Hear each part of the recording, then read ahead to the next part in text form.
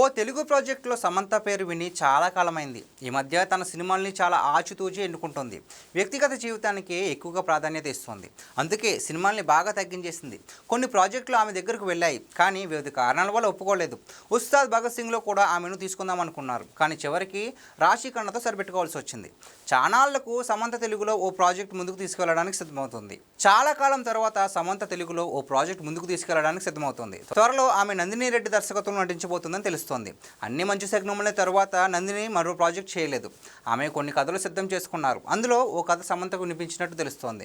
ఆ కథ సమంతకు బాగా నచ్చి తన బ్యానర్లోనే రూపొందించాలని ఫిక్స్ అయ్యారని సమాచారం. ఇటీవల సమంత నిర్మాతగా శుభం అనే సినిమా వచ్చిన సంగతి తెలిసిందే. బాక్సాఫీస్ దగ్గర సరైన ఫలితం రాలేదు, కానీ నిర్మాతగా సమంతకు మంచి లాభాలు తెచ్చిపెట్టింది. నందిని రెడ్డి ప్రాజెక్టు కూడా లిమిటెడ్ బడ్జెట్తో రూపొందిస్తున్నారని, నటిగా నిర్మాతగా సమంతకు అన్ని విధాలా సంతృప్తికరమైన సినిమాగా మిగలబోతుందని ఇన్సైడ్ వర్గాలు చెబుతున్నాయి. సమంత నందిని రెడ్డి కాంబోలో 2 సినిమాలు వచ్చాయి. అందులో ఓ బేబీ మంచి విజయాన్ని సాధించింది. ఇప్పుడు ఇది ముచ్చటగా 3వ ప్రాజెక్ట్.